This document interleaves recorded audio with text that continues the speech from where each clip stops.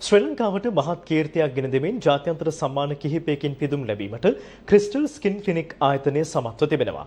සිංගප්පූරුවේ පැවති මෙම සම්මාන උළෙලේදී ඔවුන් දිනාගත් සමස්ත සම්මාන සංඛ්‍යාව 5ක්. එම ආයතනයේ නිර්මාතෘ මහාචාර්ය රමණී අර්සකුලරත්න සහ ඇගේ දියණියයි මෙහිදී සම්මාන දිනා ගනු ලැබුවේ.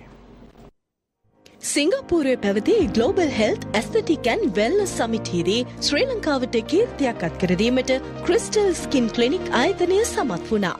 එම සම්මාන උළෙලේදී සම්මාන 5ක් හිමි කර ගනිමිනුයි. ආසියා පැසිෆික් කලාපයෙන් වසරේ සුවතා සායන සම්මානය හිමි කරගත් පළමු ශ්‍රී ලාංකික සුවතා ආයතනයද මෙයයි. ක්‍රිස්ටල් ස්කින් ක්ලිනික් ආයතනයේ නිර්මාතෘ සහ සම සභාපතිනි මහාචාර්ය රමණී අර්සකුලරත්න සහ ඇගේ දියණිය වන වෛද්‍ය ශානිකා අර්සකුලරත්නයි මෙහිදී සම්මානයෙන් පිදුම් ලැබුවේ.